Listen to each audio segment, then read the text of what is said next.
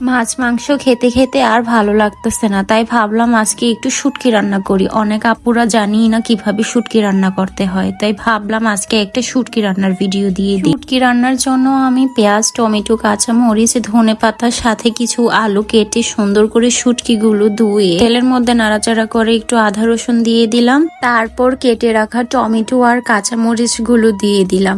এরপর লবণ, হলুদ, মরিচ পরিমাণ মতো দিয়ে দিলাম। দেওয়ার পর ভালোভাবে মশলাটা কষিয়ে একটু পানি দিয়ে দিলাম যাতে মশলাটা না পুড়ে যায়। সাথে কেটে রাখা আলুগুলো দিয়ে ভালোভাবে মশলাটা আলুগুলোর মধ্যে মিক্সিং করে আমি অনেকক্ষণ লাগিয়ে রান্নাটা করলাম। ঢাকনা দিয়ে ঢেকে রেখেছিলাম আলুটা ভালো করে সিদ্ধ হওয়ার জন্য। তারপর পানি দিয়ে ভালোভাবে নাড়াচাড়া করে আলুটা সিদ্ধ হওয়া পর্যন্ত অপেক্ষা করে ধনেপাতা দিয়ে সুন্দর করে উঠিয়ে নিলাম। এই তো আমার রেডি শুটকি রান্না। এরকম শুটকি রান্না করলে এক প্লেট ভাত অনায়াসেই খাওয়া যায়।